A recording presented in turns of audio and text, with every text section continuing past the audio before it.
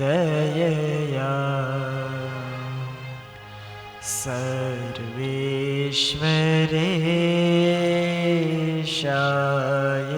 च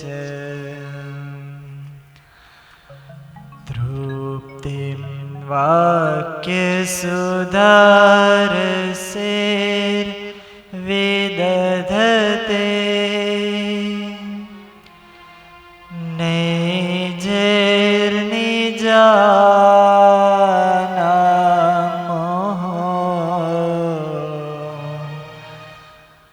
तस्मै श्रीहरये नमोऽस्तु सहजानन्दाय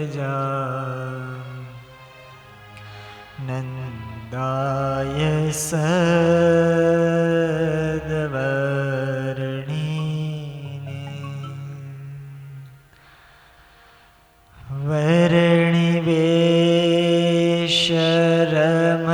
वर्णिवेशरमणीय दर्शनम्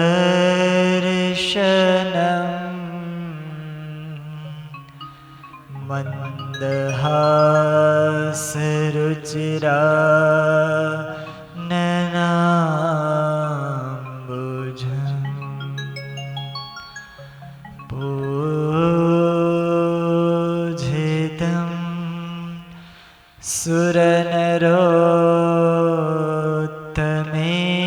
सुरनरोत्तमेरमुदा धर्मनन्दनमहं विचिन्तये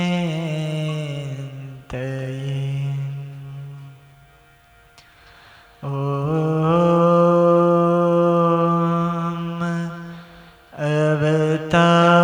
अवतारिणे श्री स्वामिनारायणाय नमो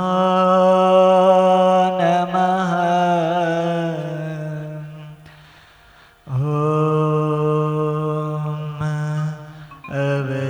अवतारिणे श्री हरे कृष्णाय घनश्यामाय श्री सहजानंद स्वामिने नमो नमः।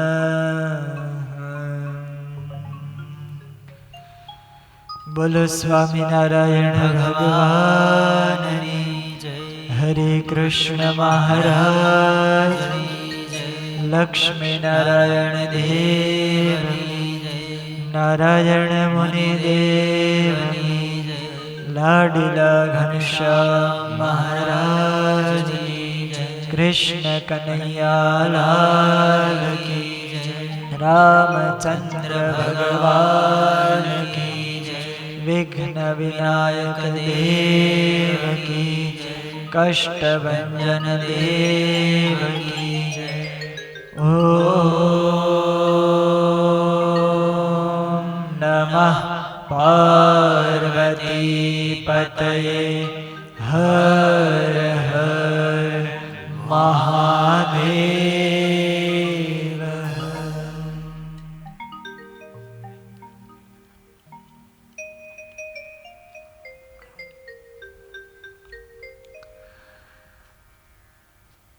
दिव्य मंदिर में सुवर्ण सिंहासन में विराजमान सर्व जगतना करता सर्वना आधार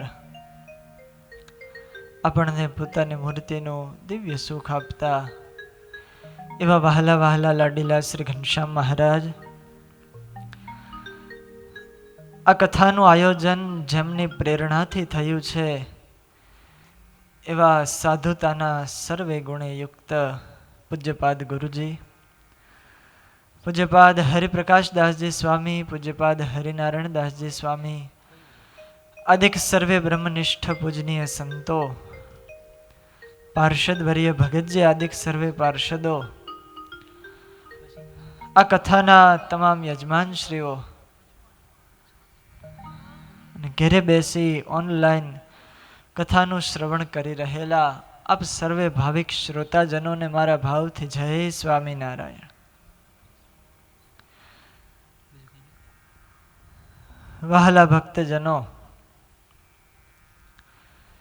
શ્રીમદ ભાગવતની આ દિવ્ય ગાથા આપણે સાંભળીએ છીએ, ખૂબ એમાં આનંદ આવે છે. ભગવાનની આ કથા આપણને સુખ કરનારી છે. પરમાત્માનો સંબંધ જ્યાં ભળે ત્યાં જીવાત્માને સુખ થતું હોય છે. આ કથામાં પદે પદે પરમાત્માનો મહિમા છે, ભગવાનનો સંબંધ છે. એક શ્લોક ભગવાનના સંબંધથી યુક્ત છે. માટે આ કથા આપણને સુખકારી છે. આ કથા આપણને આનંદ કરનારી છે. જીવાત્માને સાચામાં સાચો જો કોઈ આનંદ આવતો હોય, સુખ મળતું હોય તો એ ભગવાનની કથામાંથી મળે છે. એ તૃતીય સ્કંધની કથા, કપિલ ગીતાની કથા. વહાલા ભક્તજનો,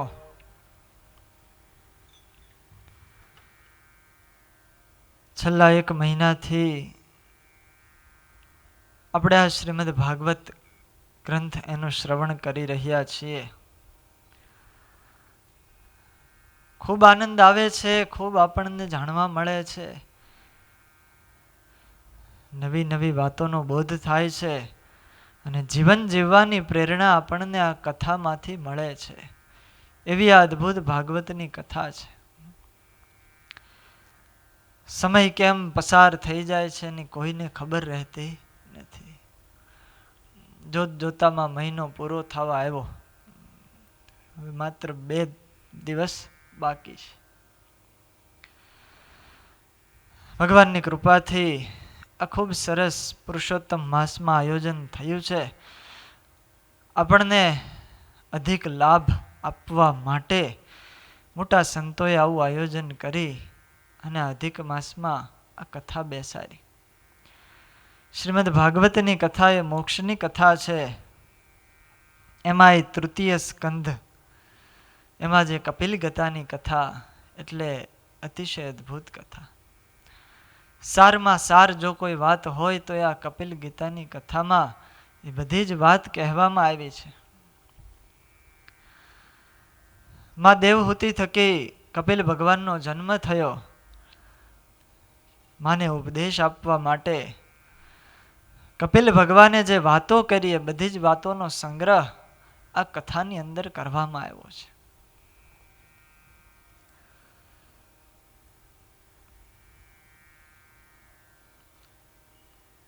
કરદમ ઋષિના આશ્રમમાં સુંદર મજાના વૃક્ષ તટે, વૃક્ષના તળે બેસી કપિલ ભગવાન માતા દેવહૂતિને ઉપદેશ આપે છે.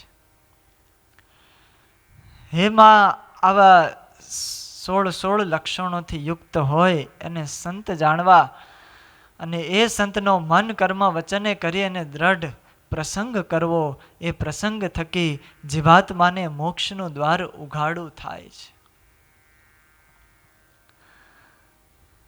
સંતના પ્રસંગથી જીવાત્મામાં ભક્તિ જાગે છે. આ લોક અને પરલોકમાં પણ સુખી થવાય છે. સાધુ જીવાત્માને સુખી કરે છે. સંત કૃપાએ સુખ ઉપજે, સંત કૃપાથી સરે કામ, સંત કૃપાથી પામીએ પૂર્ણ પુરુષોત્તમ ધામ. આ લોકનું કંઈક સુખ જોતું હોય તો પણ સંત થકી મળે, અને ભગવાનનું ધામ જોતું હોય ને તો એ પણ એવા સંત થકી મળે છે.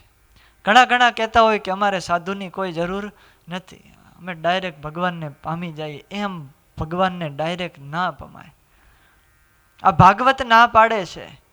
ભગવાનના ધામમાં ડાયરેક્ટ જવાતું નથી. આ માર્ગ એવો છે, આમાં તમારે કોઈને કોઈ સંતને, સત્પુરુષને વાયા કરવા પડે છે. સંત છે એ આપણને મોક્ષ બતાવે છે, ભગવાન ઓળખાવે છે. એ થકી ભગવાનને પામી શકાય છે. સંતના પ્રસંગથી શ્રદ્ધા, પ્રેમ અને ભક્તિ જાગે છે. ભગવાન મળે છે. ત્યારબાદ ભગવાન કપિલ કહે છે કે હે માં, પરમાત્માને મેળવવાના ઉપાયો બતાવ્યા છે. પ્રકૃતિના ગુણથી ઉત્પન્ન થયેલા જે વિષયો છે એ વિષયોનો જો ત્યાગ કરવામાં આવે તો ભગવાન મળે છે. ત્રણ ઉપાયો બતાવ્યા. એક વિષયનો ત્યાગ કરવાથી ભગવાન મળે, બીજું યોગ સાધવાથી ભગવાન મળે, અને ત્રીજું ભક્તિ કરવાથી ભગવાન મળે છે. આ 3 સાધનો બતાવ્યા અને એ 3 સાધનોની કથા હવે આવશે. ભગવાનને પામવું હોય તો આ 3 માંથી એકાદો રસ્તો આપણે પસંદ કરવો પડે છે. માયાજન્ય જે પદાર્થો છે એમાં સુખ નથી. એ પંચ વિષયોમાં આસક્તિ એનો ત્યાગ કરી અને પરમાત્મામાં મનને જોડવું. બીજો માર્ગ યોગનો બતાવ્યો છે, જે અષ્ટાંગ યોગ છે, એ થકી પણ ભગવાનને પામી શકાય છે. અને ત્રીજો સર્વથી શ્રેષ્ઠમાં શ્રેષ્ઠ, સહેલામાં સહેલો ઉપાય ભગવાનની ભક્તિ છે.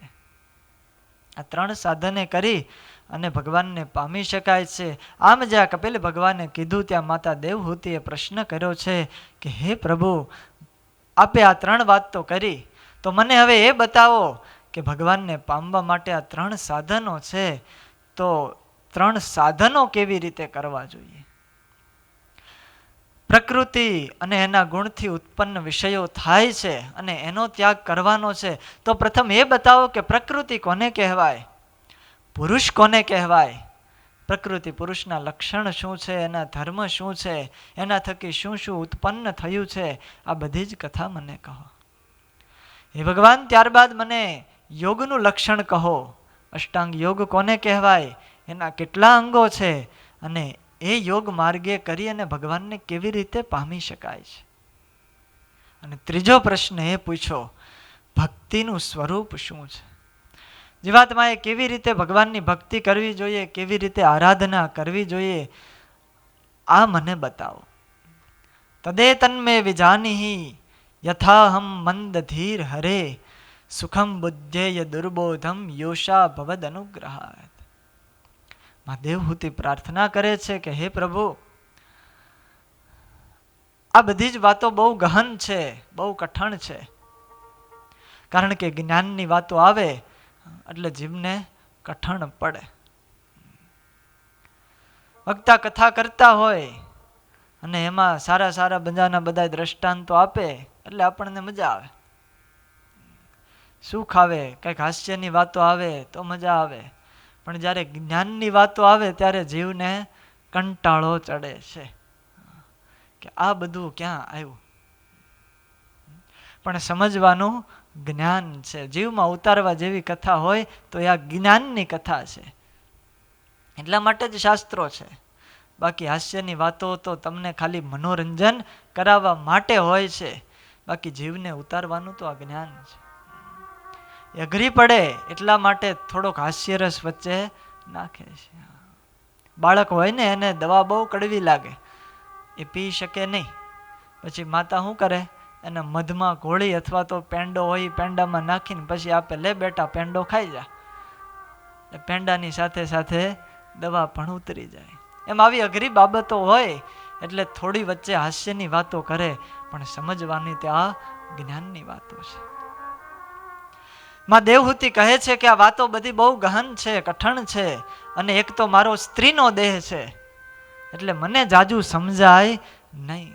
મારી મતિ મંદ છે, બુદ્ધિ ઓછી છે, માટે સુખમ બુદ્ધેય દુર્બોધમ, આવો કઠિન બોધ મને સુખપૂર્વક ઉતરી જાય એવી રીતે આપ વાત કરો, સરળતાથી સમજાય એવી રીતે તમે મને આ પ્રશ્નોના ઉત્તર આપો. 3 પ્રશ્નો પૂછ્યા છે અને 3 પ્રશ્નોના ઉત્તર કપિલ ભગવાન આપે છે. પ્રથમ પ્રશ્ન છે, પ્રકૃતિનું કાર્ય લક્ષણ શું છે, પુરુષનું લક્ષણ શું છે. ત્યારે કપિલ ભગવાને ઉત્તર આપવાની શરૂઆત કરે છે. અથ તે સંપ્રવક્ષ્યામિ તત્વાનાં લક્ષણં પૃથક્.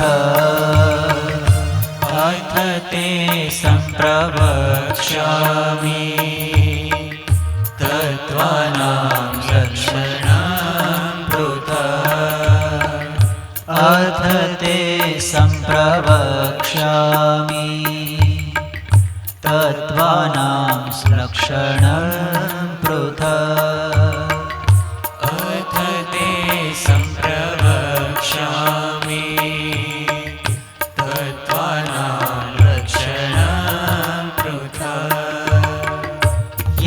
यद्विदित्वा विमोच्येत यद्विदित्वा विमोच्येत यद्विदित्वा विमोच्येत यद्विदित्वा विमोच्येत पुरुषः प्रकृतेर्गुणैः पुरुषः प्रकृतेर्गुणैः अथ ते सम्प्रवक्ष्यामि तत्त्वानां लक्षणं पृथक् अथ ते सम्प्रवक्ष्यामि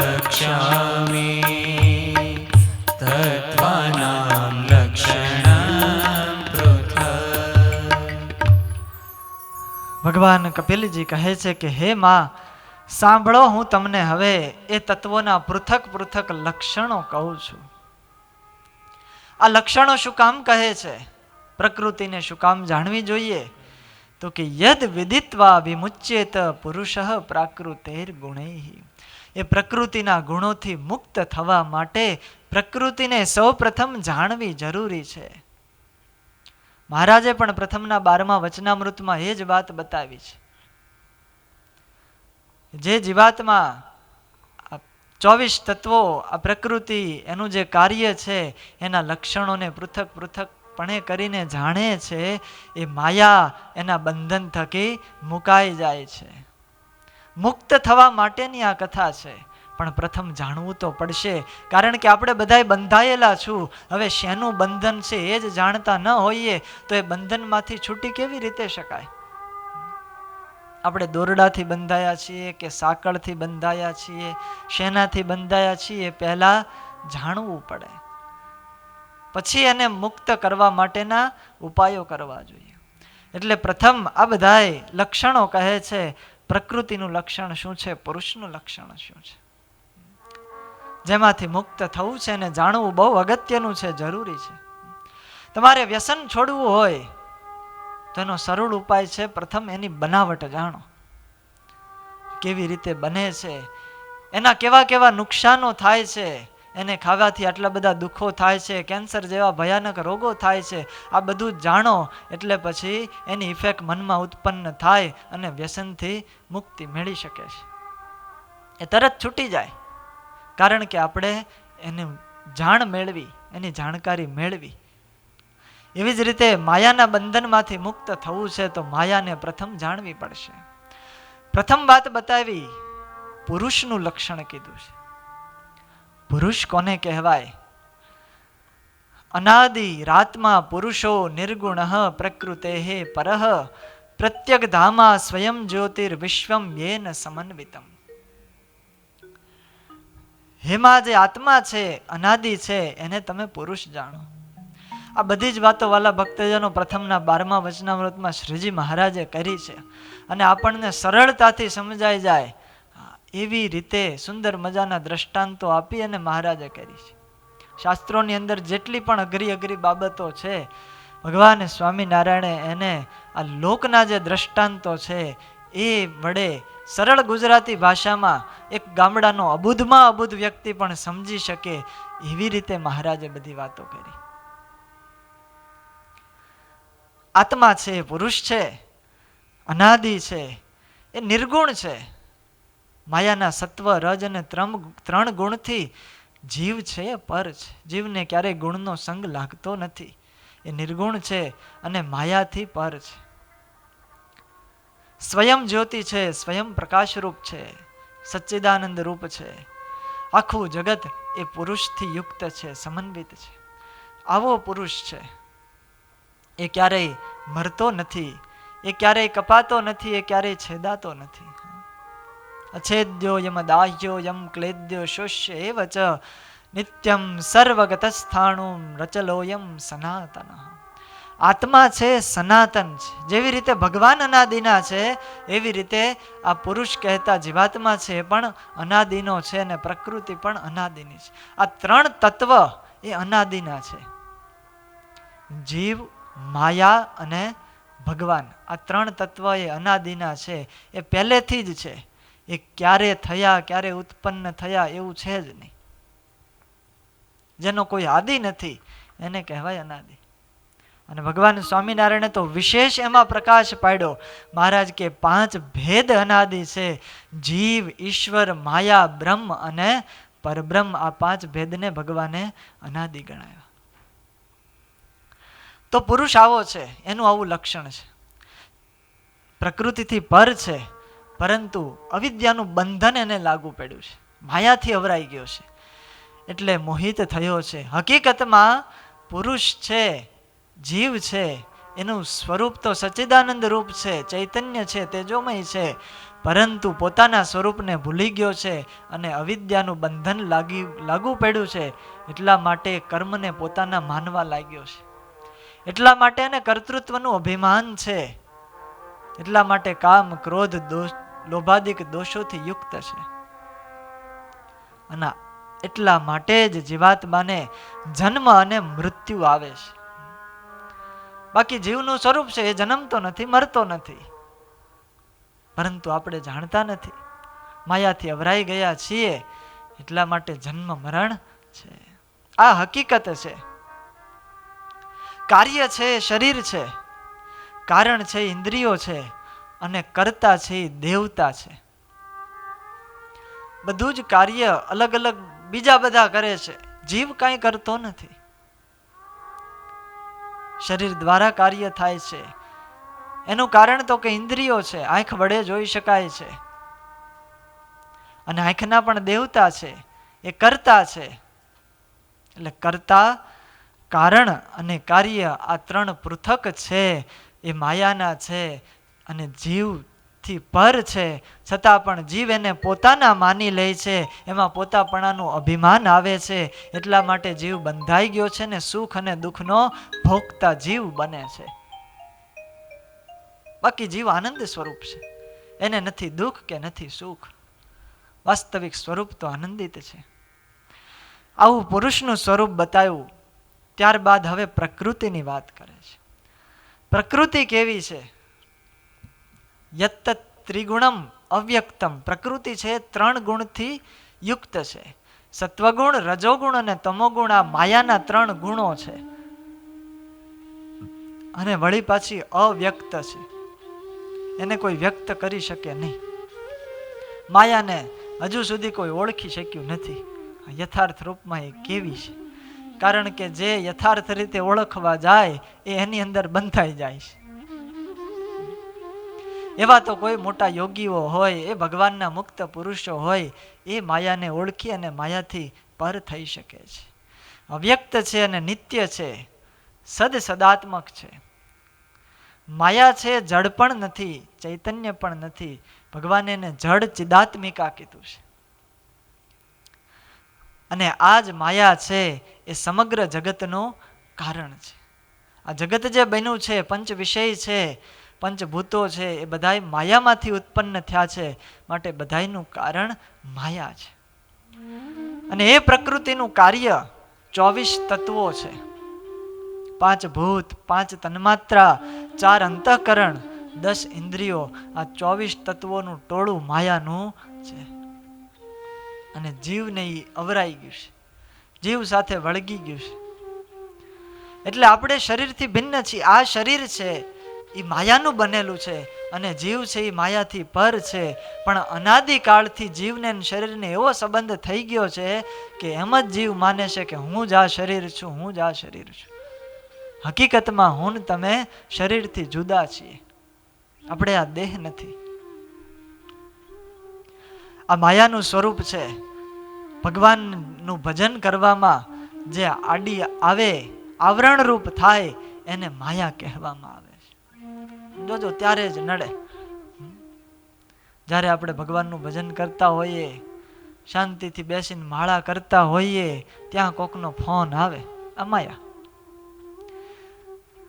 મનમાં સંકલ્પ થયો હોય કે આજે પવિત્ર દિવસ છે, ચાલો ભગવાનના મંદિરે જવું છે. ત્યાં બેસી અને અડધો કલાક તો ભગવાન આગળ માળા ફેરવવી છે, કીર્તન ગાવા છે, ધૂન બોલવી છે. આવો સંકલ્પ કરી અને ઘરેથી નીકળીએ, કથા વાર્તા સાંભળવી છે. ઘરેથી નીકળીએ સંકલ્પ કરી અને ગેટમાં આવીએ, જેવા મંદિરના દાદરા ચડતા હોય ત્યાં ફોન આવે કે ઘરે મહેમાન આવ્યા છે, ચાલો. દર્શન કર્યા વગર ભાગે, તરત દાદરા ઉતરવા માંડે. આ માયા છે. ધ્યાન કરતા હોઈએ ત્યારે સંકલ્પ વિકલ્પ રૂપે આડી આવે છે. માનસી પૂજા કરવા બેઠા હોય તે ધંધાના વિચાર આવે. આ માયા, માયાનું સ્વરૂપ છે. એ માયામાંથી મુક્ત થવાનું છે. એટલા માટે આ બધા એના લક્ષણો કહી રહ્યા છે. ત્યારબાદ કાળ છે. કાળ તો ઈશ્વરની એક શક્તિ છે, સંહારક શક્તિ છે, જેની પ્રેરણાથી ગુણ સામ્ય એવી જે માયા છે, માયામાં પણ ક્ષોભ ઉત્પન્ન કરે છે. 3 ગુણ જે સમાન અવસ્થામાં છે એમાં ઉથલ પાથલ મચાવી દે, એને કાળ કહેવામાં આવે છે. અને એ જ કાળ એ પરમાત્માની શક્તિ છે. આવા 24 તત્વો છે. સાંખ્ય શાસ્ત્ર, સાંખ્ય દર્શન એ 24 તત્વોને સ્વીકારે છે. પરંતુ સાંખ્ય દર્શન છે, અહીંયા કપિલ ભગવાને જે સાંખ્ય દર્શન કીધું છે એ શેશ્વર છે, સબીજ છે, કહેતા ભગવાનથી યુક્ત છે. એટલા માટે અહીંયા 25મું તત્વ ભગવાનને બતાવ્યું છે. સાંખ્ય શાસ્ત્ર જીવ અને ઈશ્વર બંનેને 24 તત્વોની અંદર ગણે છે, એનાથી અલગ માનતા નથી. પરંતુ 25મું તત્વ કહેતા ભગવાન એનો સ્વીકાર કરે છે. 25મું તત્વ કયું છે? કપિલ ભગવાને એવું કીધું, અંતઃ પુરુષ રૂપેણ કાલ રૂપેણ યો બહિ સમન્વેત્યેશ સત્વાનામ ભગવાન આત્મ માયયા. 25મું તત્વ એટલે કે ભગવાન છે, જે કાળ રૂપે થઈ અને બહાર વિચરે છે. જીવ પ્રાણી માત્રના હૃદયમાં અંતર્યામી રૂપે વિરાજમાન રહ્યા છે, એ ભગવાન એટલે 25મું તત્વ. એ 25માં પરમાત્મા 24 તત્વોથી પૃથક છે. ત્યારબાદ 24 તત્વોનું વર્ગીકરણ કરવામાં આવ્યું છે. એ 24 તત્વો કયા છે, એના શું શું બધા લક્ષણો છે, એ બધું જ અહીંયા છણાવટ સાથે કર્યું છે. પણ વાલા ભક્તજનો, એ આપણે આગળ જ્યારે સૃષ્ટિ ઉત્પત્તિની કથા સાંભળી એ દરમિયાન આપણે બધું જ એનું વર્ણન કર્યું છે. વિરાટ પુરુષની ઉત્પત્તિ કઈ રીતે થઈ, એ જળની અંદર હજારો વર્ષ સુધી એમનેમ પેડાર્યા, ને પછી ભગવાને જ્યારે પ્રવેશ કર્યો ત્યારે વિરાટ પુરુષ ઊભા થઈ શકવાને સમર્થ થયા, કાર્ય કરવાને સમર્થ થયા. એ બધી કથા અહીંયા આવે છે, પણ એ આપણે આગળ સાંભળી છે, એટલા માટે અહીંયાનો વિસ્તાર કરતો નથી. ભગવાન કપિલજીએ જ્યારે આ વાત કીધી, આ બધા તત્વોના લક્ષણો કીધા, અરે માતા દેવહૂતિએ કીધું કે આ બધું જ્ઞાન તો છે, પણ આના દ્વારા મોક્ષ કેવી રીતે મેળવવો? પૃથ્વી આને કહેવાય, જળ આને કહેવાય, માયા આને કહેવાય. હવે આ બધું તો માયાનું છે અને આપણે મેળવવાના ભગવાનને છે. પ્રશ્ન સ્વાભાવિક છે કે માયાને ભગવાનને મેળવવાના છે, તો આ બધું જ્ઞાન શું કામનું છે? આ જ્ઞાનથી ભગવાન કેવી રીતે મળે, કેમ મોક્ષ થાય?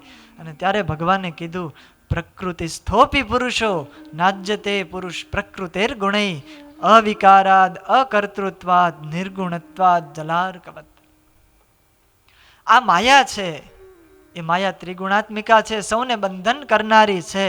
પરંતુ જે આત્મા છે એ આત્મા નિર્વિકાર છે, માયાથી રહિત છે, અકર્તા છે, શાંત છે. પરંતુ એ આત્મા જ્યારે માયા સાથે જોડાય ત્યારે એમાં હું પણ ને મારા પણ માને છે, એટલા માટે બંધન થાય છે. માટે હે માં, આ હું અને મારું એનો જે ત્યાગ કરે છે એનો મોક્ષ થાય છે. એટલા માટે આ જાણવું ખૂબ જરૂરી છે. આ કથા એટલા માટે છે, એમાંથી મુક્ત થવા માટે. જીવાત્મા મોટા ભાગે અહંકાર કરતો હોય છે. માયા આપણી નથી. આપણે વિચાર કરીએ, અહંકાર કરવા જેવું આપણામાં છે શું? આપણે જીવ છીએ. આ શરીર જે બંધાણું છે, પંચભૂતનું શરીર, ચાલો આપણે એને જુદું છીએ એમ સમજી લીધું. હવે વિચાર કરીએ, આ શરીર મારું છે? આ શરીર આપણું નથી, કારણ કે આપણને ભગવાને આપ્યું છે. આ બે આંખો છે એ આપણી નથી, બે કાન છે એ આપણા નથી, આ બધું ભગવાને આપણને આપ્યું છે. કારણ કે જીવ તો સાવ કેવો છે, અણુ સરખો સૂક્ષ્મ છે, એને કોઈ જોઈ શકતું નથી. એ આપણું સ્વરૂપ છે. હવે આ શરીર આપણું નથી, ઇન્દ્રિયો આપણી નથી. ઇન્દ્રિયોમાં જે કાર્ય કરનારી જે શક્તિ છે દેવતાઓની, એ દેવતાઓ આપણે નથી. પરંતુ કાર્ય કરીએ ત્યારે અભિમાન શું કરીએ? આ મેં કર્યું, આ હું કરું છું, આ મેં કર્યું. એ જ જીવાત્માનું અજ્ઞાન છે ને એ જ માયા છે. આપણું નથી છતાંય એમાં આપણાપણું જે મનાય છે એ માયા છે. એટલા માટે નરસિંહ મહેતાએ કીધું, હે હું કરું, હું કરું, હે જય જ્ઞાનતા, શકટનો ભાર જે શ્વાન તાણે, હે હું કરું, હું કરું. આ ભગવાનની માયા છે, આ અજ્ઞાન છે. હું કરું એ જ અજ્ઞાનતા, શકટનો ભાર જેમ શ્વાન તાણે. ગાડા તળે શ્વાન ગતિ કરતું હોય ને, એ મનમાં એવો અહંકાર ધારણ કરે કે આ ગાડાને હું ચલાવું છું. હવે એને કઈ અભિમાન કરવા જેવું છે ખરું? ગાડું માથે પડ્યું હોય તો એનો રોટલો થઈ જાય, પણ એ એવું અભિમાન કરે કે હું ગાડાને ચલાવું છું, મારું ને તમારું કંઈક આવું જ છે. આપણામાં બિલકુલ શક્તિ નથી, છતાંય આપણે એવું અભિમાન કરીએ છીએ કે આ બધું હું ચલાવું છું, આ ફેક્ટરી હું ચલાવું છું, આ ધંધો મારા થકી થાય છે, આ ઘર હું ચલાવું છું, હું આ કાર્ય કરું છું ત્યારે બધાને પોષણ મળે છે. આ જીવાત્માનું મોટામાં મોટું અજ્ઞાન છે. સિકંદર જેવો સિકંદર બાદશાહ, એને અભિમાન હતું કે આખી દુનિયાની અંદર શ્રેષ્ઠમાં શ્રેષ્ઠ હોય તો હું છું. I am the great person in the world. સારામાં સારો વ્યક્તિ હું છું. સમ્રાટ હતો, સમ્રાટ કહેવાયો. એની પાસે લાખોની સંપત્તિ હતી, રાજ્ય હતું કેટલું, અને છતાં એ જ્યારે મર્યો, આવું અભિમાન ધરાવતો હતો, મૃત્યુ પામ્યો, એ દાટવામાં આવ્યો, એની કબર હતી. એકવાર એમની માં પાણીનો ઘડો લઈ અને ત્યાં ગયા કબર પાસે, અને માએ એને કીધું કે બેટા સિકંદર, તું એમ કહેતો હતો કે હું દુનિયાનો શ્રેષ્ઠ વ્યક્તિ છું, I am the great, I am the great, એમ કહેતો હતો.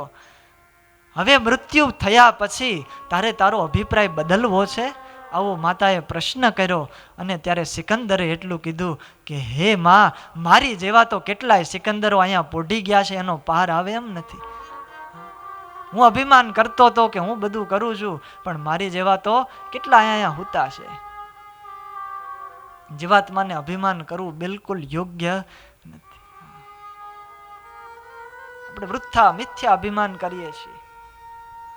આ જ બંધન છે. ખોટું ગુમાન કરીએ છીએ. દેહ આપણો નથી, છતાંય અભિમાન કરીએ છીએ. એક વ્યક્તિ ખૂબ ગુમાન કરતો હતો, અભિમાન કરે કે હું તો આમ ને હું તો આમ. એકવાર એની પત્નીને કહે બેઠો બેઠો કે મારા હાથમાં જો આ દેશનું સુકાન આવે, હું આ દેશનો રાજા બનું ને તો આટલા બધા ફેરફારો કરી નાખું, આખી દુનિયાને બદલી દઉં, વિકાસ વિકાસ ને વિકાસ કરી નાખું, બધું બદલી નાખું. ત્યારે એની પત્ની કહે બીજું બદલવાની જરૂર નથી, તમે જે લહેંગો પહેરો છે ને એ બદલી નાખો, ઊંધો પહેરો છે. પેલા એ બદલો, પછી દેશને બદલવાની વાત કરજો. ખોટું ગુમાન, અભિમાન જીવ કરે છે. એટલા માટે આપણા સંતોએ ગાયું છે, હે રાખે એવો ગુમાન જાણે મોટો નવાબ, રાખે એવો ગુમાન જાણે મોટો નવાબ. કાળ આવીને કેશે કાનમાં, હો કાનમાં તારે રેવો ભાડા નામ કાનમાં. કાળ આવીને કેશે કાનમાં,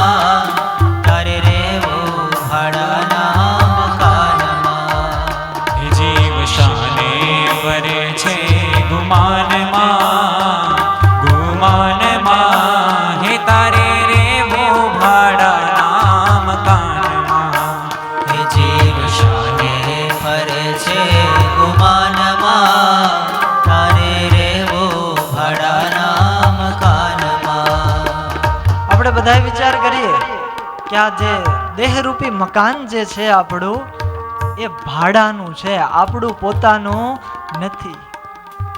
ભગવાને આપણને આપ્યું છે વાપરવા માટે કે 50, 70, 80 વર્ષ સુધી તમે આ મકાનને વાપરો, પણ પછી ખાલી કરી દેવું પડશે. આ ભાડાનું મકાન છે, એક દિન ખાલી કરી દેવું પડશે. પણ ભાડાના મકાનમાં રહીને આપણે અભિમાન કરીએ છીએ કે આ મકાન મારું છે. ગુમાન કરે છે, અભિમાન કરે છે, જાણે મોટો નવાબ હોય, મોટો રાજા હોય એવી રીતે વર્તન કરે છે. પણ કાળ કાનમાં કહે છે, એ કાળ કહે કે તારે હવે ખાલી કરી દેવાનું છે આ મકાન. ત્યારે નવાબપણું આપણું ક્યાં જાય છે? ત્યારે આપણું એ ગુમાન અભિમાન ક્યાં જાય છે? એ ક્યાંય રહેતું નથી. એક કાળ આવે, એની નોટિસ આવે એટલે આ મકાન ખાલી કરીને જાવું પડે છે. માટે અભિમાન ધરવું એ યોગ્ય નથી.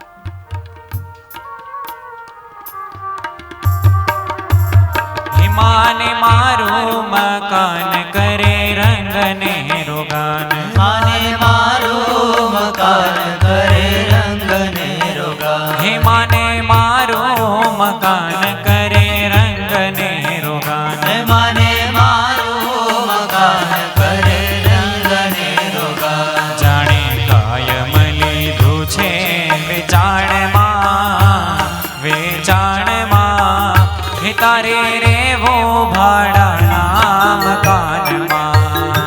જાણે કાયમ લીધું છે વેચાણમાં, તારે રહેવું ભાડાના મકાનમાં. હે જીવ શાને ફરે છે ગુમાનમાં, ગુમાનમાં, હે તારે રેવું ભાડાના મકાનમાં.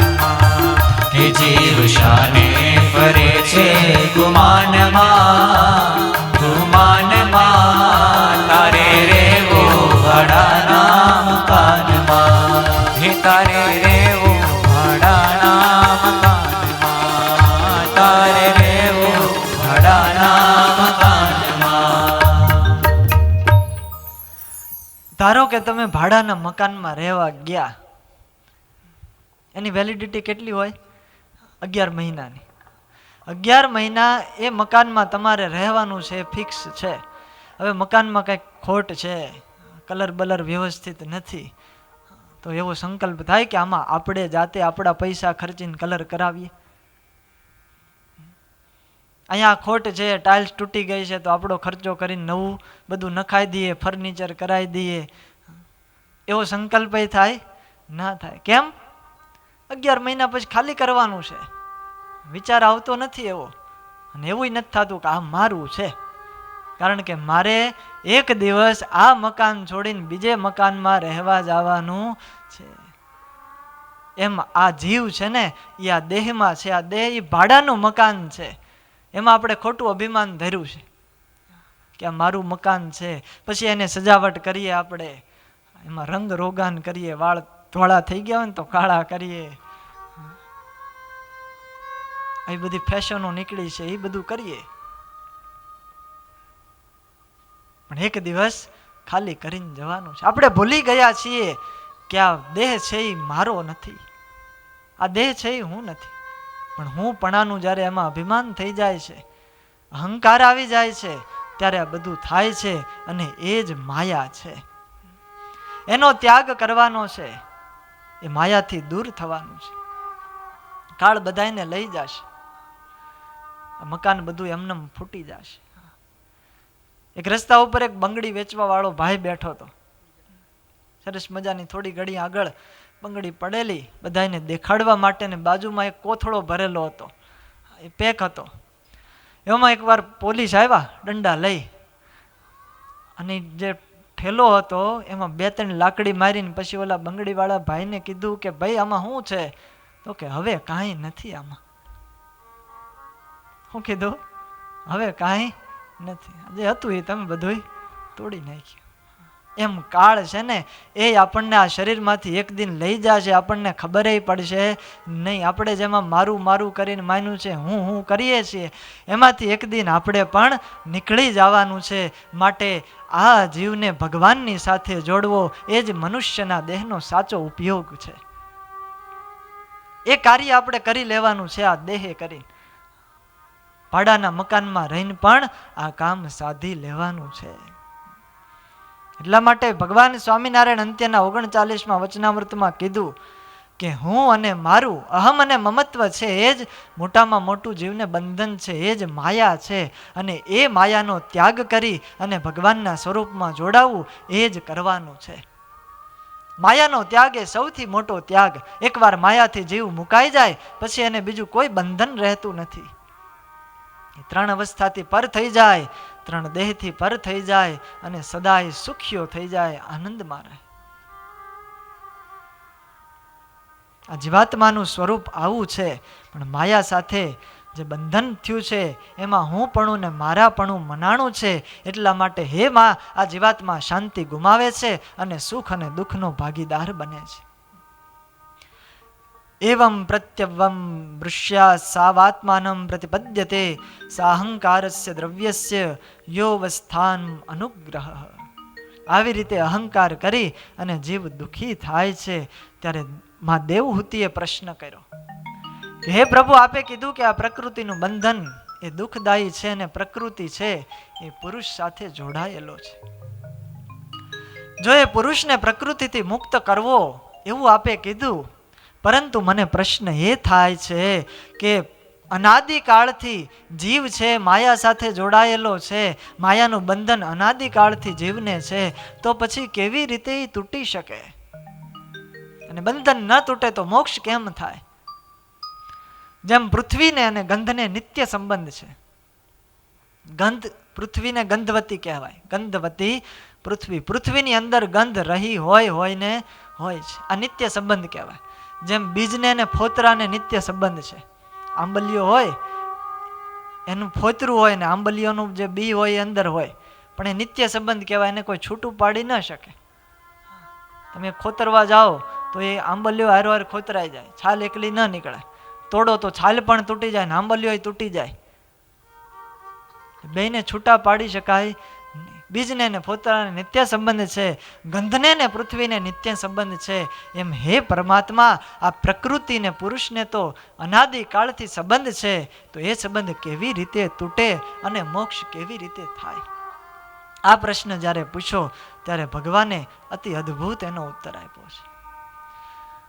ભગવાન કહે છે કે જેવી રીતે કાષ્ટમાં અગ્નિ ઉત્પન્ન થાય, અરણી મંથન તમે કર્યું હોય તો ખ્યાલ આવે. અરણી મંથન યજ્ઞની અંદર અરણી મંથનની પ્રક્રિયા આવે. એમાં દિવાસળીથી કે અગ્નિ ન પેટાવે. જે યજ્ઞનો અગ્નિ પ્રજ્વલિત હોય એની શરૂઆત 2 લાકડા ભેગા કરે અને એને પરસ્પર ઘસવામાં આવે અને ઘર્ષણથી જે અગ્નિ ઉત્પન્ન થાય એ પછી યજ્ઞ કુંડની અંદર પ્રધરાવવામાં આવે છે. એ દિવ્ય અને પવિત્ર અગ્નિ હોય છે. પણ 2 લાકડાને ઘસી અને અગ્નિ ઉત્પન્ન કરવો ને એમાં પરસેવો વળી જાય. આમાં અમુકને અનુભવ હશે. આપણે એકવાર ધ્રાંગધ્રા યજ્ઞ પ્રસંગે ગયા હતા ઉત્સવમાં, ત્યાં આપણા યુવાનોએ અરણી મંથન કર્યું હતું.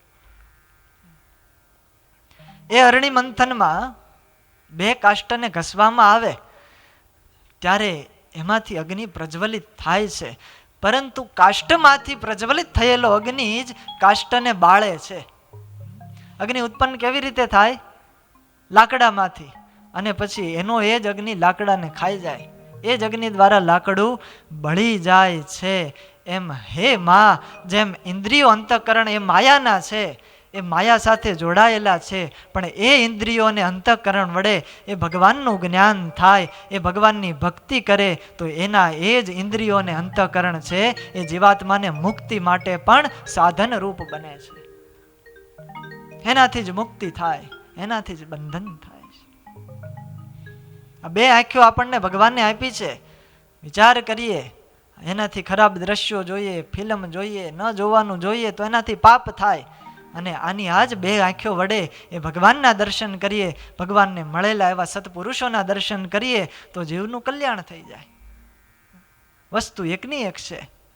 કાર્ય કેવી રીતે કરીએ એ પ્રમાણે બંધન અને મુક્તિનો આ તફાવત રહેલો છે.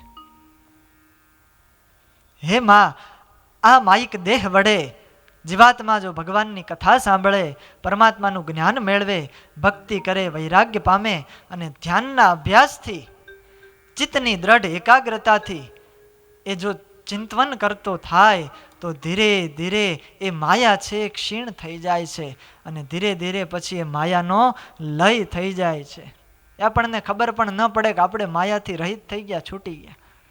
પરંતુ આ અભ્યાસ રોજ કરવો પડે, રોજ ભગવાનની કથા સાંભળવી પડે, રોજ થોડી ઘણી ઈશ્વરની આરાધના કરવી પડે, રોજ દેવ મંદિરે જઈ અને દર્શન કરવા જોઈએ, માળા ફેરવી જોઈએ.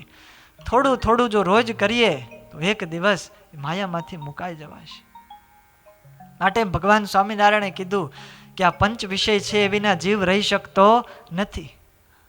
પંચ વિષય તો એને જોઈએ જ. આંખ ભગવાનની આપી છે તો જોવાનું જોશે જ. આ બે કાન છે તો એને સાંભળવું ગમશે જ. જીભ છે તો એને ખાવું પડશે. પરંતુ શું ખાવું, શું ન ખાવું, શું જોવું, શું ન જોવું એ આપણા હાથમાં છે.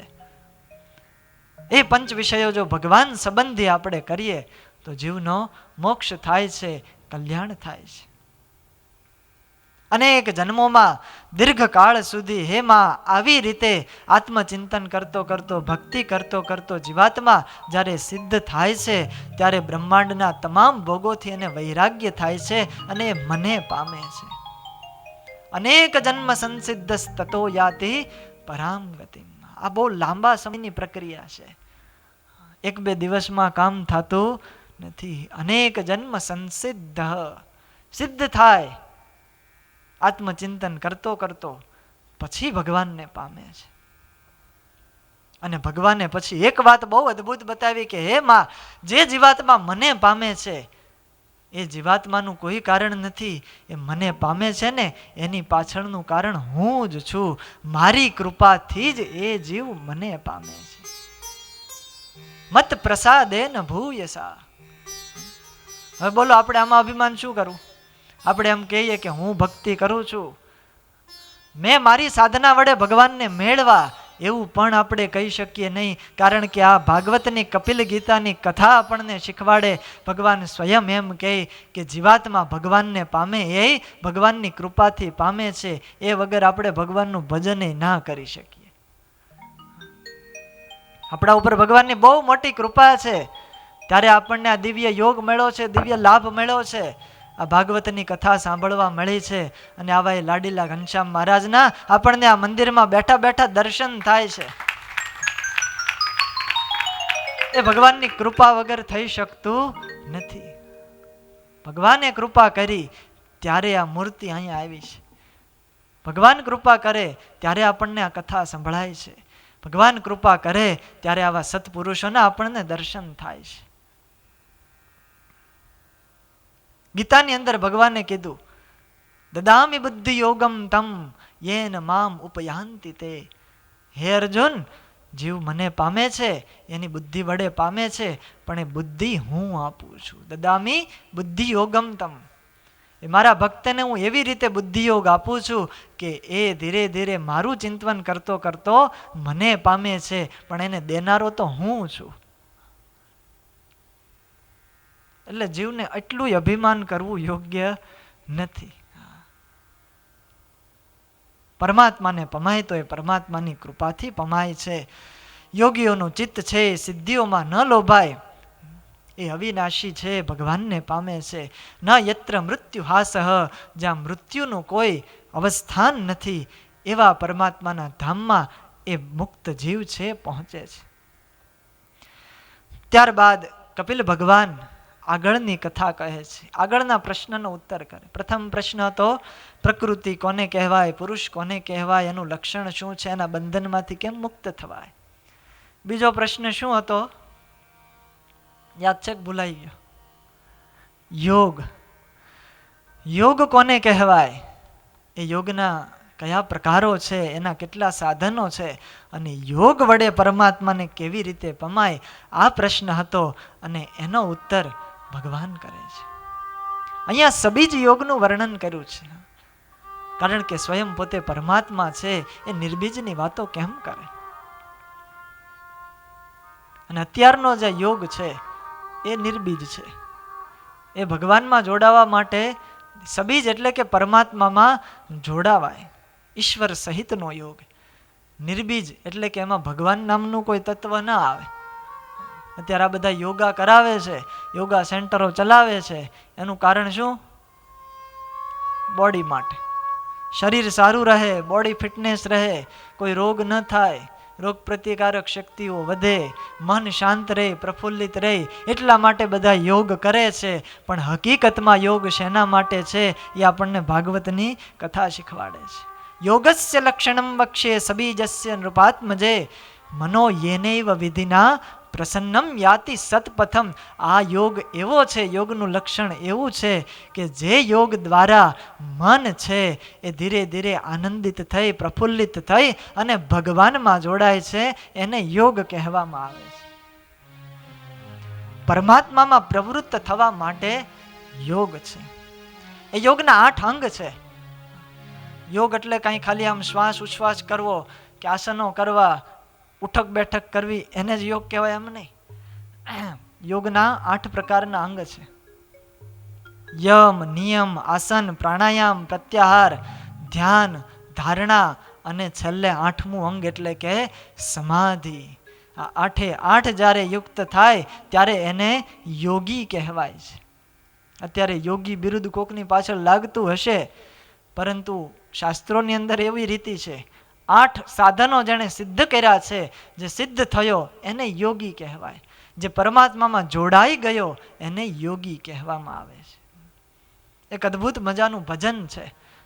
આપણા ભજનકારોએ એ સતી લોયણે એ ભજન લખ્યું છે. યોગ કોને કહેવાય, એના કેટલા કેટલા અંગો છે, એ બધી જ વાતો એમાં લખી છે. હે જીરે લાખા, હે જીરે લાખા અષ્ટાંગ યોગ તેને તે કહું છું જી. તેના સાધન ચિત્તમાં ધરીએ હા. હે જીરે લાખા અષ્ટાંગ યોગ તેને તે કહું છું જી. તેના સાધન ચિત્તમાં ધરીએ હા. હે જીરે લાખા યમન યમને ત્રીજું આસન જી. ચોથે પ્રાણાયામ ચલાવે હા. જીરે લાખા પાંચમો પ્રત્યાહાર ધારણા છઠ્ઠી જી. સાતમે ધ્યાન લગાવે હા. હે જીરે લાખા આઠમું સાધન ચડે જા સમાધિ જી. ત્યાં આત્મ રામન જોવા હા. હે જીરે લાખા અષ્ટાંગ યોગ તેને તે કહું છું જી. તેના સાધન ચિત્તમાં ધરીએ હા. તેના સાધન ચિત્તમાં ધરીએ હા. આ ભજનની અંદર બતાવવામાં આવ્યું છે સતી લોયણ લાખાને ઉપદેશ આપે છે. અષ્ટાંગ યોગના જે કેટલા સાધનો છે, એના કેટલા બધા અંગ છે, એક એક અંગની શું વ્યાખ્યા છે, એની બધી વાત આમાં લખી છે. બહુ લાંબુ પદ છે, પણ આપણે 8 અંગ છે: યમ, નિયમ, આસન, પ્રાણાયામ, પ્રત્યાહાર, ધ્યાન, ધારણા અને સમાધિ. ભગવાન કપિલ કહે છે કે હે માતા, યમ કોને કહેવાય? અહિંસા સત્યમસ્તેયમ યાવદર્થ પરિગ્રહ બ્રહ્મચર્યમ તપઃ શૌચમ સ્વાધ્યાય પુરુષાર્ચનમ. આ યમ બતાવ્યો. એક એક સાધન સિદ્ધ કરતા જાય પછી સમાધિ થાય છે ને પછી ભગવાનમાં જોડાવાય છે. પ્રથમ યમ પાળવો પડે. અહિંસા, ક્યારેય પણ જીવ પ્રાણી માત્રની કોઈ પણ પ્રકારે હિંસા ન કરવી. નાના એવા ઝીણા જૂ, માકડ, ચાંચડ આદિ જીવાત હોય એની પણ હિંસા ન કરવી. મચ્છર ઉડતા હોય ને તો મારવા નહીં. ભગવાન એનાથી રાજી ન થાય, કારણ કે શાસ્ત્રોની અંદર મોટામાં મોટો જો કોઈ ધર્મ લખ્યો હોય તો એ અહિંસા છે. અહિંસા પરમો ધર્મ. ભગવાન સ્વામિનારાયણે શિક્ષાપત્રી લખવાની શરૂઆત કરી ત્યારે એ શિક્ષાપત્રીમાં પ્રથમ 3 શ્લોક ભગવાને અહિંસાના લખ્યા છે. ક્યારેય પણ હિંસા ન કરવી એના 3 શ્લોક લખ્યા છે. આવો આ મુખ્ય ધર્મ છે. મને કરીને પણ કોઈની હિંસા ન કરવી. કહેતા મનથી કોઈને દુખવવા નહીં, કોઈનું દિલ દુભાય એવું વર્તન કરવું ને એ એક પ્રકારની હિંસા છે. અહિંસા, સત્ય બોલવું, અસ્તેય એટલે ક્યારેય ચોરી ન કરવી. પારકી વસ્તુ જોઈ અને એનું ચિંતન કરીએ એને આપણા શાસ્ત્રકારો ચોરી કહે છે. આપણે કોકની વસ્તુ લઈ લઈએ એને તો ચોરી કહેવાય, પરંતુ કદાચ આપણે ન કરતા હોઈએ પણ મનથી ચોરી આ રીતે થાય. કોકની વસ્તુ જોઈ અને એનું પછી ચિંતન થાય, બળતરા થાય, એ લેવાની ઈચ્છા થાય, એ ચોરી છે સૂક્ષ્મ પ્રકારની.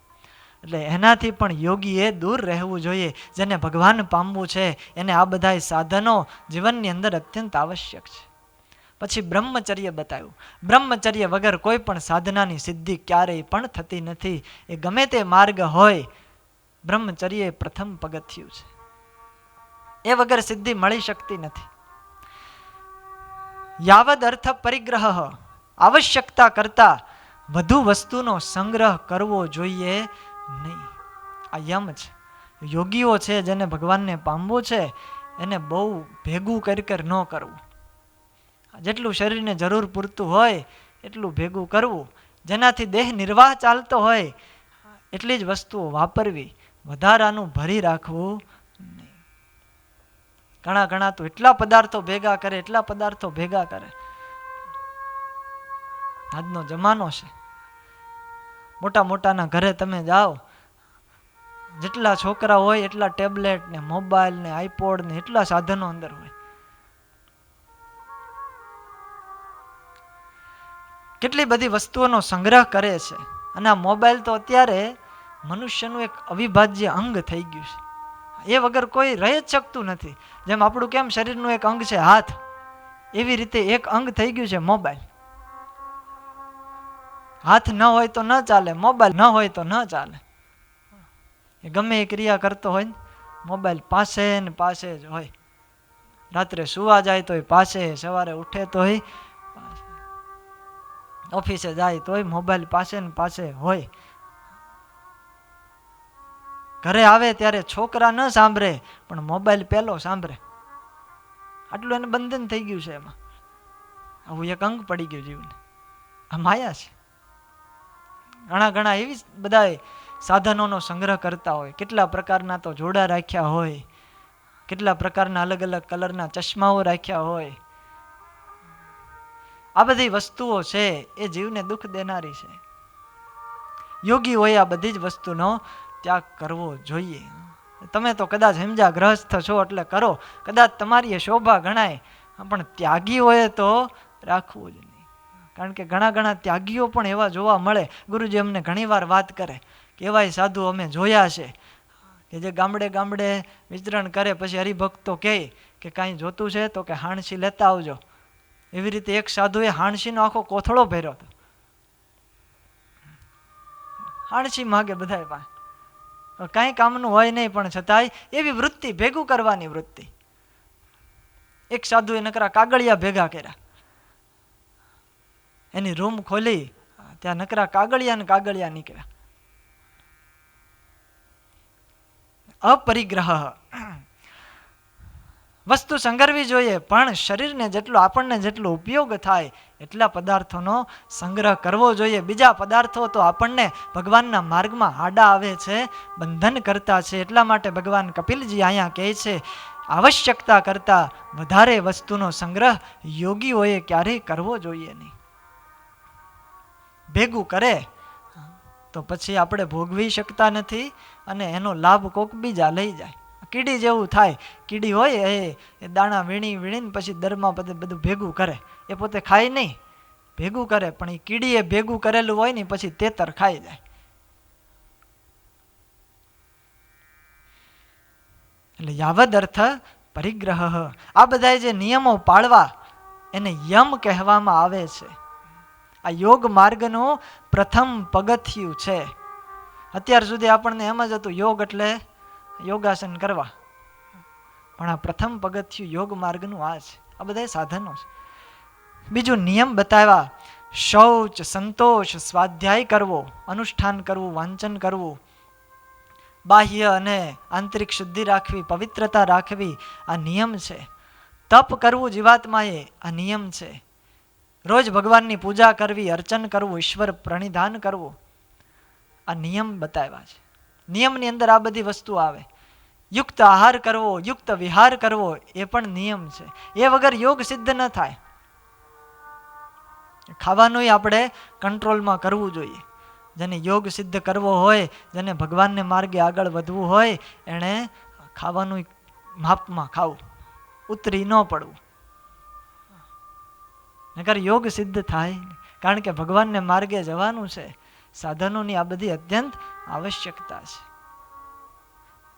ખોરાક યુક્ત કરવો અને યોગ્ય કરવો. વાસી ખોરાક પણ ક્યારેય ખાવો જોઈએ, એનાથી પણ પેટ બગડે, શરીર બગડે, એટલે મન બગડે, પછી એ મન આપણું ભગવાનમાંય લાગે નહીં.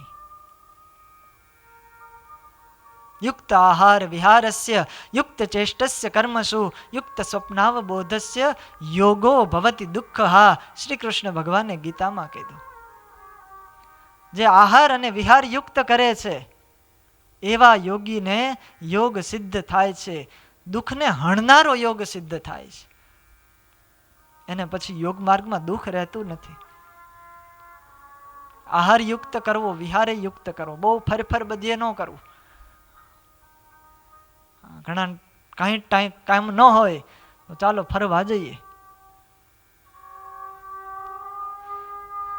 આહાર અને વિહાર જે યુક્ત કરે છે એવા યોગીને યોગ સિદ્ધ થાય છે. વધુ ક્યારેય પણ ખાવું નહીં. ઓછોય નો આહાર કરવો, વધુ પડતોય ન કરવો. યુક્ત કીધો છે. બહુ સરસ શબ્દ છે. એટલે જેટલું જરૂર હોય, જેનાથી શરીર ચાલી શકતું હોય એટલું જ ખાવું જોઈએ.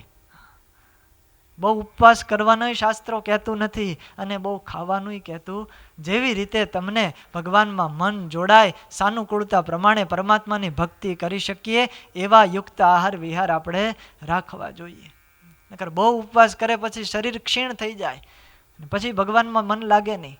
સુષુપ્તિ જેવું વર્તે, તમોગુણ વર્તે, આળસ નિદ્રા થાય, એનાથી મન ન લાગે. ગમે એ કરીએ પણ ભગવાનમાં મન રહેવું પડે એવી રીતે આપણે આપણો આહાર કરીએ. કારણ કે વેદોની અંદર એવું કીધું, આહાર શુદ્ધો સત્વ શુદ્ધિ, સત્વ શુદ્ધો ધ્રુવા સ્મૃતિ, સ્મૃતિ લંબે સર્વગ્રંથિ નામ વિપ્રમોક્ષ. આહાર જો આપણે શુદ્ધ કરશું તો સત્વગુણની વૃદ્ધિ થશે, આપણા અંતઃકરણ છે એ શુદ્ધ થશે. અંતઃકરણ શુદ્ધ થાય તો ભગવાનની અખંડ સ્મૃતિ રહેશે, અને ભગવાનની અખંડ સ્મૃતિ રહે તો આપણને બધી જ જે અવિદ્યાની ગ્રંથિઓ છે, માયાનું જે આવરણ છે, બધુંય મુકાઈ જશે, એનાથી છૂટી જશું અને ભગવાનને પામી જશું. પરંતુ આની શરૂઆત ક્યાંથી કરવી પડશે? આહાર યુક્ત કરવો, માપમાં ખાવું. ત્યારબાદ આ બધા નિયમો બતાવ્યા. આ બીજું સ્ટેપ થયું. પહેલું યમ કરવું, બીજું નિયમ, અને ત્રીજું આવ્યું આસન કરવા. વિજિતાસન આસનમ, આસનને જીતવું. સુખપૂર્વક લાંબો સમય સુધી બેસી શકાય એવી સ્થિતિને આસન કહેવામાં આવ્યું છે. યોગની અંદર 84 પ્રકારના આસનો બતાવ્યા છે. આ પતંજલિ મુનિએ આખી યોગની પ્રણાલિકા ચલાવી છે. આ બધા એના સૂત્રો બધા બનાવ્યા, કેવી રીતે યોગ કરવો, આસનો કેટલા છે, કયા કયા આસનો, એ બધું જ એમાં વર્ણન કર્યું છે.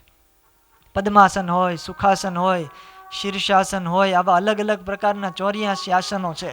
છેલ્લું 84મું આસન એટલે બધાને ગમતું એવું શવાસન, એ એક આસન છે. અને 85મું આસન એટલે હરિશરણ આસન. કાંઈ ન આવડે તો ઈ તો કરવું છે, હરિશરણ આસન. આ બધા 84 પ્રકારના આસનો બતાવ્યા છે. એ આસનો જીવે કરવા જોઈએ, એનાથી શરીર છે એ યોગ્ય બને છે. એક ધારું આપણે કથામાં 3 કલાક બેસવું હોય તો આજે બેસી શકતા નથી.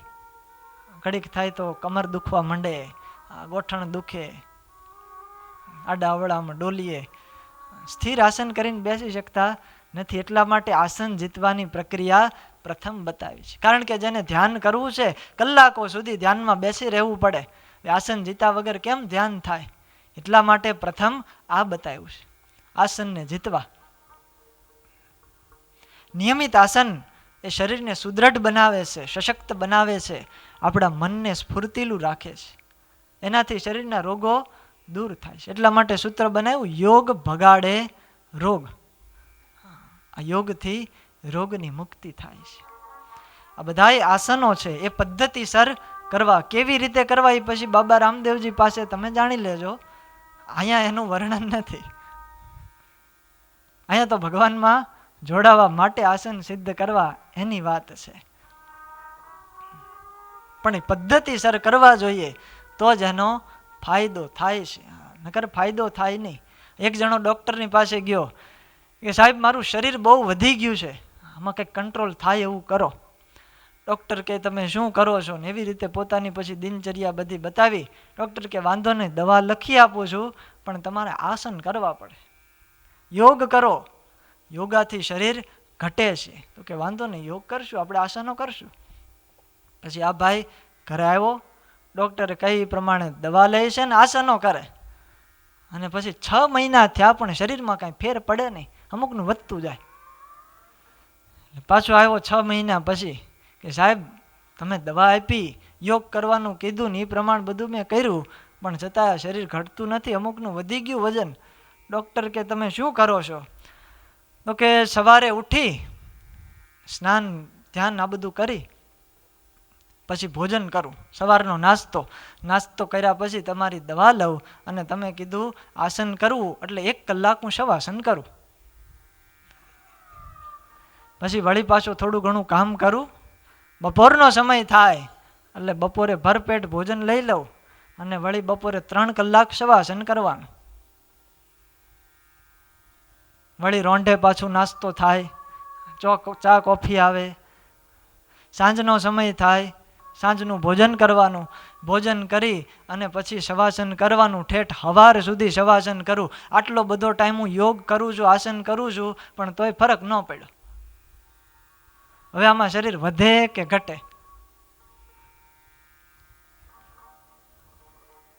એટલે આસન એટલે શવાસન કરવું એવું માન્યું. એટલે પદ્ધતિસર નિયમસર આસનો કરવા, કેવળ પુસ્તક વાંચીને ન કરવા, આની માટે ગુરુ કરવા પડે. આમાં આગળ ભજનની અંદર લખ્યું છે, જીરે લાખા સાધન કોઈ દી જાતે નવ કરશો જી, ગુરુ ગમથી ખોળી લેવા. એ ગુરુ પાસે જવું, એના યોગ્ય જે આ કરાવનારા હોય કેવી રીતે કરવું એ પ્રમાણે કરવું પડે, નકર પછી ઊંધું થઈ જાય. કમરનો દર્દ થતો હોય એ દુખાવો બંધ કરવા માટે આસન કરતા હોઈએ, આપણે આપણી જાતે કરીએ ને થાય એવું કમરનો દર્દ વધી જાય. માટે ગુરુ કરવા, અને ગુરુ કૃપાથી તે સાધ્ય થશે, તેને પૂરણ કહીએ સેવાજી. આવી રીતે આસન કરવા જોઈએ, પણ આસનની અંદર ગુરુ કરવા, કહે એમ કરવું. ત્યારબાદ પ્રાણાયામ બતાવ્યા. આસન પૂરા થાય પછી પ્રાણાયામ કરવા. શુચો દેશે પ્રતિષ્ઠાપ્ય વિજિતાસન આસનમ તસ્મિન સ્વસ્તિ સમાસીન રુજુકાય સમભ્યસે. એક શુદ્ધ પ્રદેશ હોય, પવિત્ર જગ્યા હોય, એમાં ચટાઈ પાથરી અને સ્થિર આસન વાળી અને બેસવું. પછી મનને શાંત કરવું. ઇન્દ્રિયો જીતાય પછી પ્રાણ જય શનૈ. ધીરે ધીરે પ્રાણને જીતવાની કોશિશ કરવી. પ્રાણનું નિયમન કરવાની પદ્ધતિ પ્રાણાયામ છે. ચિત્તને એકાગ્ર કરવાની પદ્ધતિ આ પ્રાણાયામ છે. સોનાને જેવી જ રીતે તમે અગ્નિમાં બાળો ને સોનું શુદ્ધ થાય છે, એનો મેલ દૂર થાય છે, એવી રીતે મનને જલ્દી જો શુદ્ધ કરવું હોય તો એનો ઉપાય પ્રાણાયામ છે.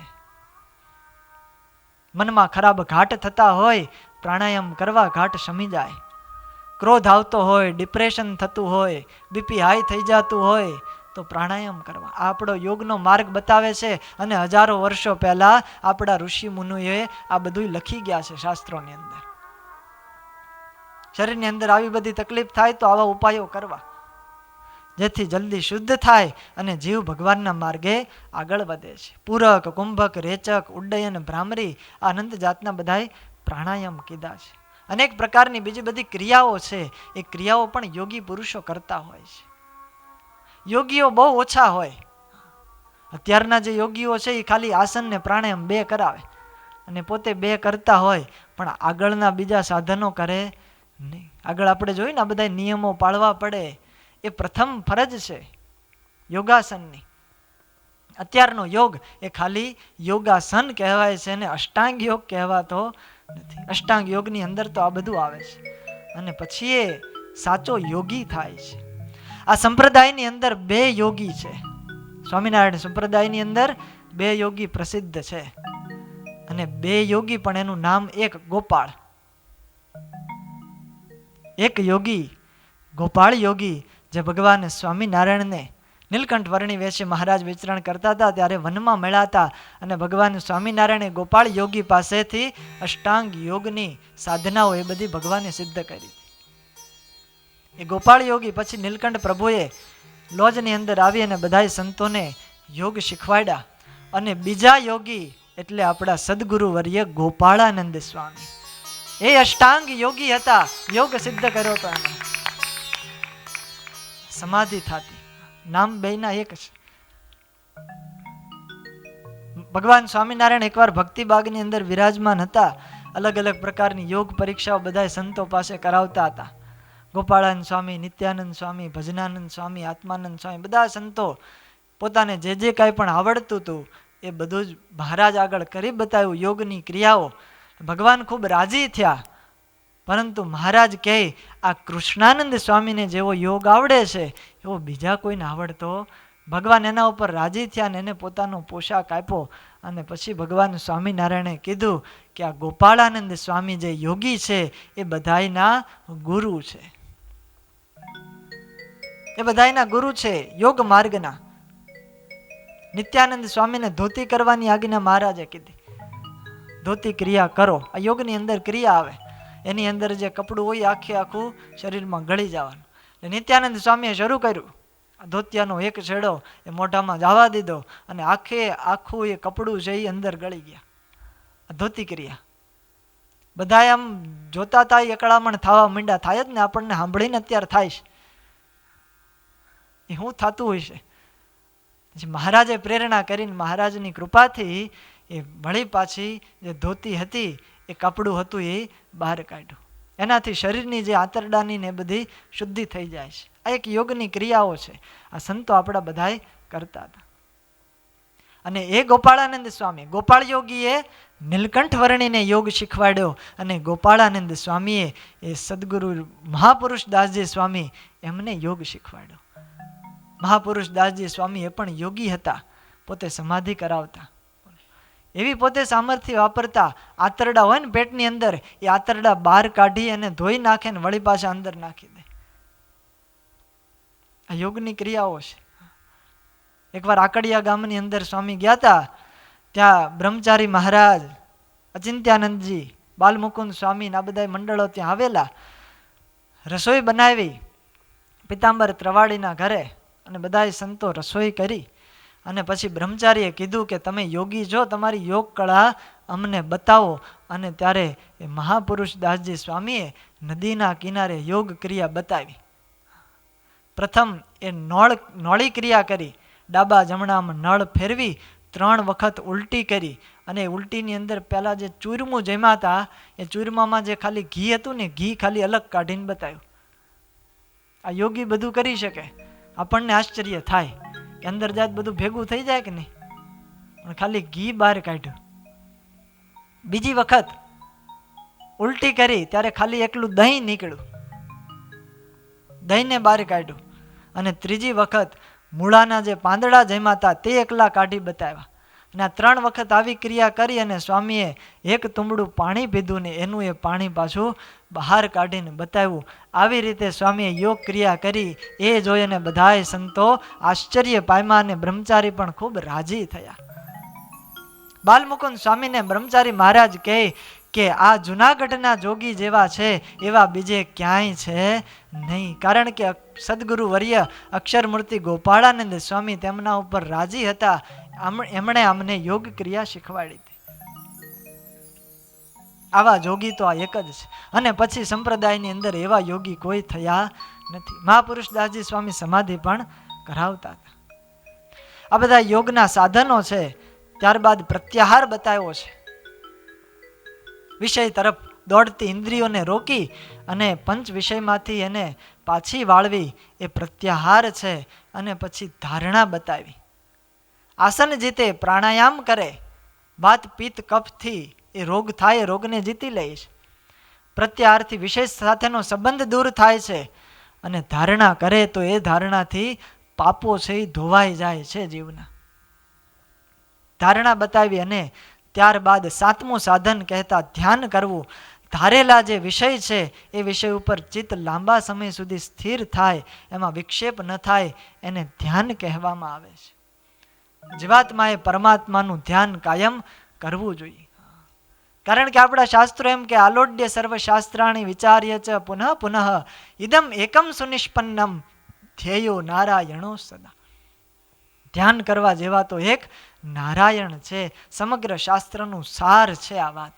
માટે કાયમ ભગવાનનું ધ્યાન કરવું. આ માનસી પૂજા કરીએ એ ભગવાનનું એક પ્રકારનું ધ્યાન છે.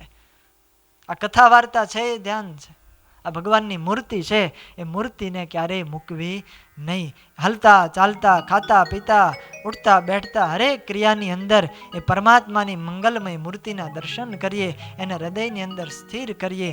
આ ધ્યાન બતાવ્યું. અને હે માં, આવી રીતે 7 સાધન સિદ્ધ થાય પછી એ યોગીને સમાધિ થાય છે અને અખંડ ભગવાનના સ્વરૂપમાં એ લીન રહે છે. ભગવાનના એ દિવ્ય સ્વરૂપનો આનંદ પામે છે. સમાધિ થાય એટલે એ સિદ્ધ થઈ જાય. પોતે જે સંકલ્પ કરે એ સિદ્ધ થાય. અને આ દેહે કરીને ભગવાનને ધામમાં જવાની ઈચ્છે ને તો એ પરમાત્માના ધામની અંદર પહોંચે છે. આવું આ દિવ્ય સાધન છે. આ અષ્ટાંગ યોગનો અદ્ભુત ઉપદેશ માં દેવહૂતિને ભગવાન કપિલે આપ્યો છે. અષ્ટાંગ યોગથી પરમાત્મામાં જોડાવું એ આ યોગનો મુખ્ય ઉદ્દેશ છે. હવે વાત ભક્તિ યોગની આવે છે. જીવાત્માએ ભક્તિ કેવી રીતે કરવી જોઈએ, કોની ભક્તિ કરવી જોઈએ અને ભક્તિથી શું ફાયદો થાય, એ ભક્તિની કેવી મહત્તા છે, એ બધી વાતો આપણે આવતીકાલે સાંભળશું. બોલો સ્વામિનારાયણ ભગવાન, કૃષ્ણ કનૈયા.